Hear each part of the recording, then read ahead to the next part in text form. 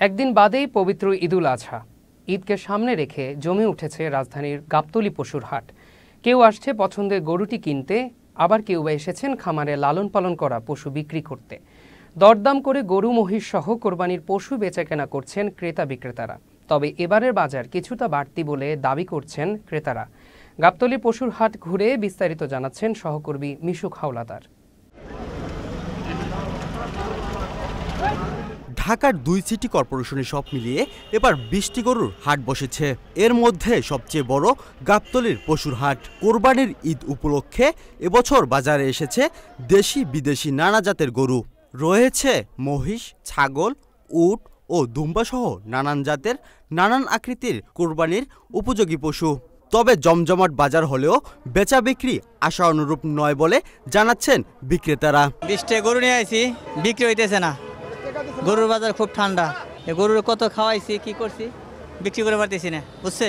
অনেক টাকা খরচ হয়েছে ভাই। যারা ক্রেতা আছে 80% ক্রেতারা জানে না আসলে গরুর কতটুক এটা দাম, সঠিক দাম কি হবে। তারা একটা গরুর দাম হয়তো বা 2 লাখ টাকার গরু 1 লাখ টাকা বলে ফেলতেছে, কিন্তু আসলে ওটা কি বাজার মূল্য কি 2 লাখ টাকা বা 1 লাখ টাকা তা কিন্তু নয়। পালার পরে এই গরুটা যে হাটে নিয়ে আসছি, এখন তো পর্যাপ্ত দাম পাচ্ছি না। দাম চাচ্ছি আমরা 16 লক্ষ, কেউ 10 লাখ বলে, কেউ 8 লাখ বলে, কেউ 11 লাখ বলে।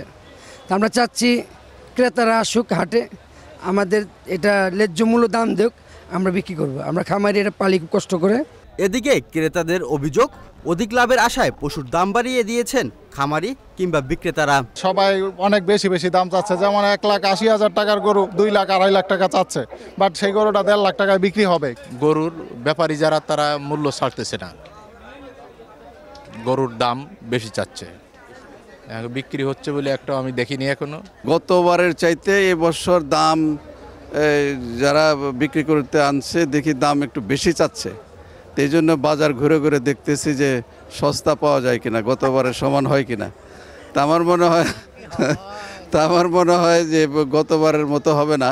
আবার সাধ্যের মধ্যে কোরবানির গরু কিনতে পেরে উচ্ছ্বসিত কেউ কেউ। অনেক আনন্দ লাগছে, খুশি লাগছে। আমি আরও একদিন হাটে ঘুরে গেছি, বাজারের জন্য কিনতে পারি নাই। আরও ঘন্টাখানিক আগে আসছি, ভিতরে ঢুকলাম, ভিতরে অনেকখানি ঘুরলাম। তা আস্তে আস্তে হাতে রাস্তার উপরে আসলাম, এক চাচা গৃহস্থ মনে হয়, উনি গাড়ি থেকে গোটা নামাইছে। তা দাম জিজ্ঞেস করলাম, চাচা জিজ্ঞেস করলো 95। তা দর করে তারপরে 69-তে চাচা রাজি হইল।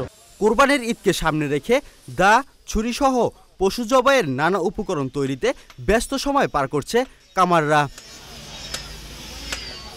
মিশুক হাওলাদার, চ্যানেল এস, ঢাকা।